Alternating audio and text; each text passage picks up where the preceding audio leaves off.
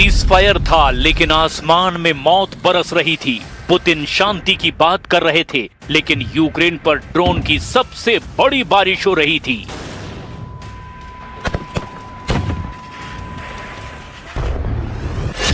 Trump के अंदाज में डील, नेतन्याहू के अंदाज में हमला। क्या पुतिन अब सिर्फ युद्ध नहीं, हाइब्रिड वॉर लड़ रहे हैं?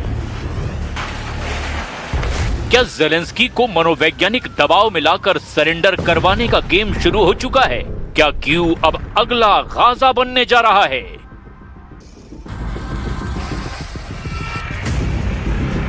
एक रिपोर्ट में दावा किया गया कि यूक्रेन अब रूस के ड्रोन अटैक से निपटने के लिए शॉटगन तक का इस्तेमाल कर रहा है। पुतिन ने कहा सीज फायर, ज़ेलेंस्की ने कहा धोखा, और दुनिया ने देखा सीज फायर के बीच यूक्रेन पर सबसे बड़ा ड्रोन हमला। रिपोर्ट में दावा किया गया कि रूस ने दर्जनों नहीं सैकड़ों ड्रोन और मिसाइलें यूक्रेन के कई इलाकों में दाग दी है। यूक्रेन ने दावा किया कि पुतिन ने सीज फायर संधि को सिर्फ एक रणनीतिक ब्रेक की तरह इस्तेमाल किया, ताकि दुनिया के सामने शांति की इमेज बनाई जा सके और जमीन पर हमला जारी रहे।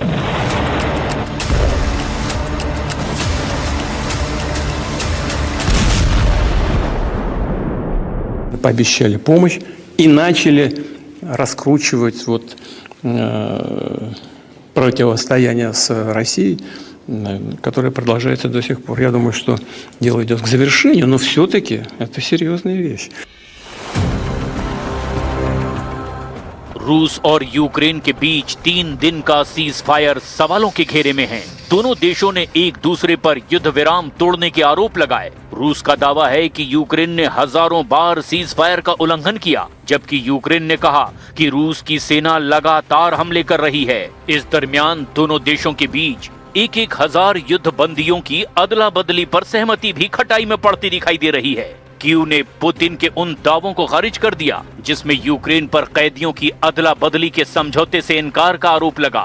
मॉस्को ब्रिगेड के मुताबिक यूक्रेन की सेना ने रूस के ठिकानों पर तोपों से हमला किया, ड्रोन स्ट्राइक की और कई जगहों पर ग्राउंड अटैक भी हुए। रूस ने ये भी आरोप लगाया कि कीव आर्मी ने क्रीमिया, मॉस्को और बेलगोरोद इलाके में नागरिक ठिकानों को भी निशाना बनाया।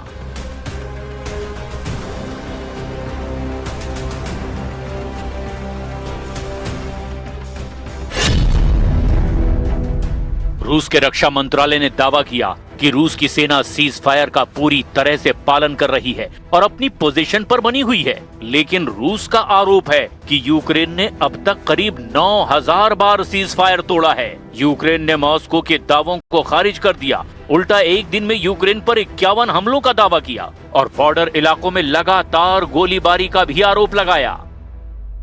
Ми будемо діяти абсолютно дзеркально. Сьогодні вони почали добу з обстрілів на фронті. Була штурмова активність, застосовуються дрони. Вчора вони завдавали ще більше повітряних ударів. Були наші дзеркальні відповіді. А завтрашній день залежить від того, що ми почуємо сьогодні.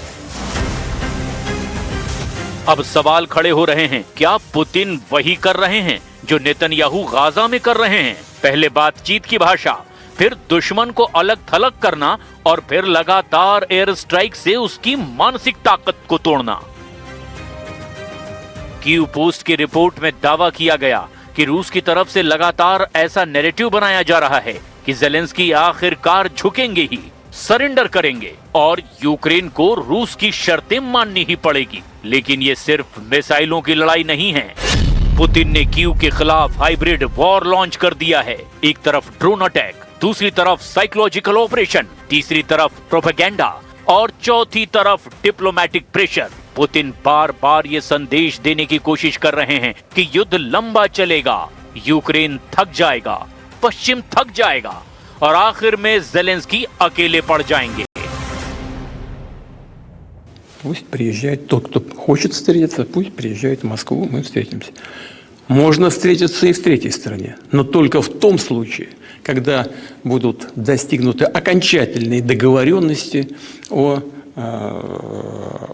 мирном договоре который должен быть рассчитан на длительную историческую перспективу, чтобы поучаствовать в этом мероприятии, либо что-то подписать, но это должна быть окончательная точка. पुतिन दावा कर रहे हैं कि वो यूक्रेन के राष्ट्रपति जेलेंस्की से मिलने के लिए तैयार हैं, मॉस्को में या किसी थर्ड कंट्री में। लेकिन शर्त यह है कि फाइनल एग्रीमेंट साइन करने के लिए पहले मॉस्को आना पड़ेगा। दिलचस्प बात यह है कि इस पूरे खेल में ट्रम्प फैक्टर भी दिखाई दे रहा है। अमेरिका में ट्रम्प लगातार दावा कर रहे हैं कि वो ईरान के साथ युद्ध को डील के जरिए खत्म कर सकते हैं। पुतिन भी बार बार इसी नैरेटिव की भाषा बोल रहे हैं, लेकिन साथ में हमला भी जारी है। तो क्या पुतिन अब ट्रम्प स्टाइल में खेल रहे हैं? पहले दबाव बनाओ, फिर बातचीत की टेबल पर लाओ और दुश्मन को ऐसी हालत में पहुंचाओ कि वो मजबूरी में आखिरकार समझौता कर ले। उधर जेलेंस्की ने भी खुली चुनौती दे दी है। उन्होंने कहा, रूस ने हजारों बार सीज फायर तोड़ा और शांति की कोई गंभीर कोशिश नहीं की। यानी दोनों तरफ से ये सीज फायर शब्द सिर्फ इस्तेमाल हो रहा है, लेकिन जमीन पर असली भाषा बारूदी है। They want Ukraine's permission to hold their parade so they can safely take to the streets for an hour once a year and then go back to killing our people and waging war. रूस ने victory day parade के दौरान अस्थायी युद्ध विराम की घोषणा की थी, लेकिन उसी दौरान यूक्रेन पर हमले जारी रहे। कुछ रिपोर्ट में दावा किया गया कि रूस ने चेतावनी तक दी कि अगर मॉस्को के कार्यक्रमों को निशाना बनाया गया तो कीव के सेंटर पर बड़ा मिसाइल अटैक हो सकता है। यानी ये सिर्फ युद्ध नहीं, ये डर का मैसेज है। अब सबसे बड़ा सवाल ये, क्या पुतिन सच में मानते हैं कि जेलेंस्की सरेंडर करेंगे या ये सिर्फ दुनिया को दिखाने के लिए बनाया गया नैरेटिव है? क्योंकि हकीकत ये है कि यूक्रेन अभी भी जवाबी ड्रोन अटैक कर रहा है। रूस के कई इलाकों में हमले हुए और मॉस्को तक सुरक्षा बढ़ानी पड़ी।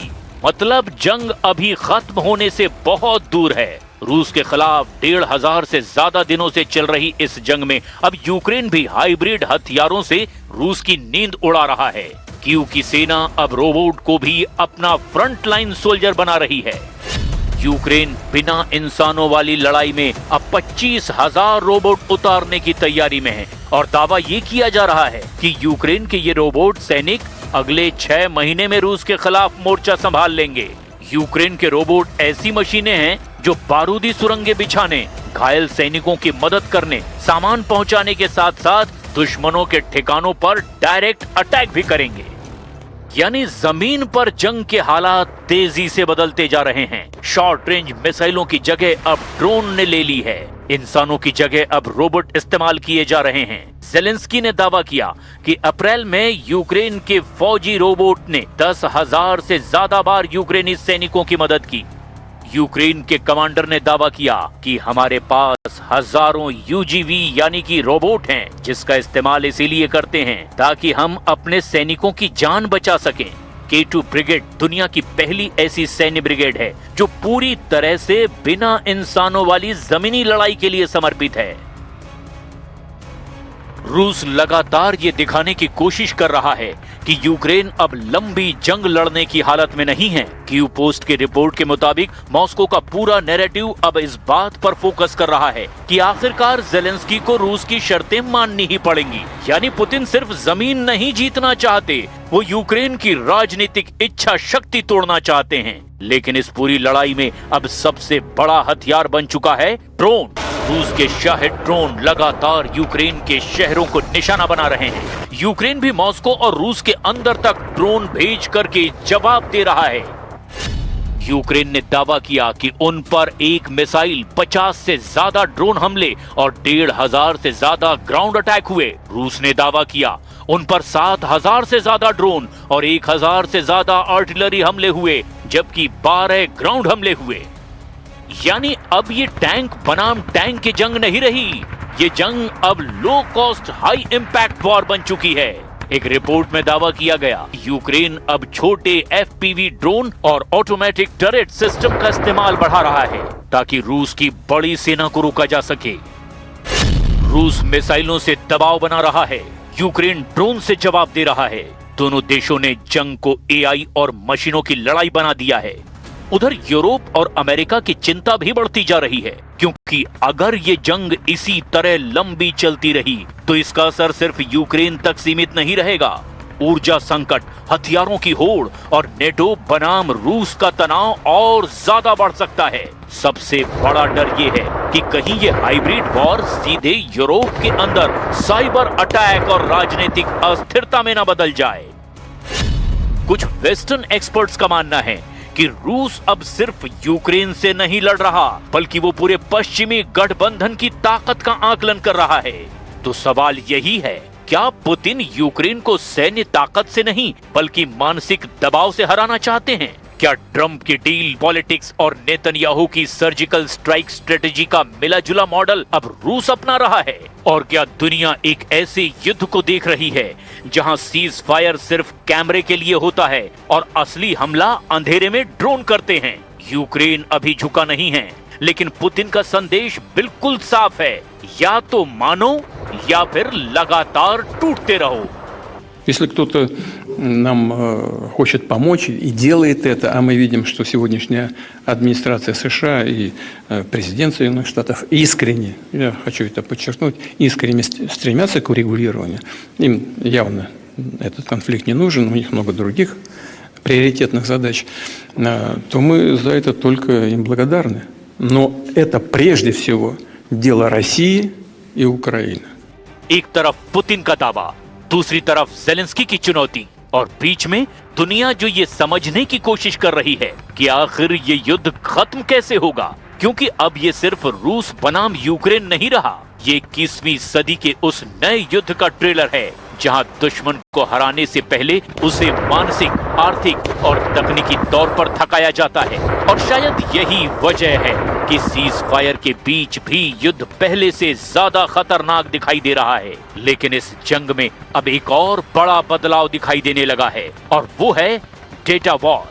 रूस और यूक्रेन अब सिर्फ मैदान में नहीं लड़ रहे, बल्कि सोशल मीडिया, सैटेलाइट इमेज और डिजिटल इंटेलिजेंस के जरिए भी एक दूसरे पर बढ़त बनाने की कोशिश कर रहे हैं। कहीं ड्रोन अटैक के वीडियो वायरल किए जा रहे हैं, तो कहीं दुश्मन के नुकसान के आंकड़ों को हथियार बनाया जा रहा है।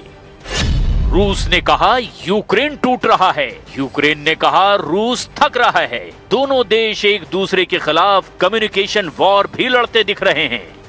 यही वजह है कि अब मिसाइल अटैक के साथ एक नैरेटिव अटैक भी चलता जा रहा है। एक तरफ पुतिन दुनिया को दिखाना चाहते हैं कि रूस अब भी कंट्रोल में है, लेकिन दूसरी तरफ ज़ेलेंस्की पश्चिमी देशों को ये संदेश देना चाहते हैं कि अगर मदद रुकी तो रूस और आक्रामक हो जाएगा। और शायद इसी वजह से सीज फायर के बीच भी दोनों देश अपनी अपनी जीत का दावा कर रहे हैं।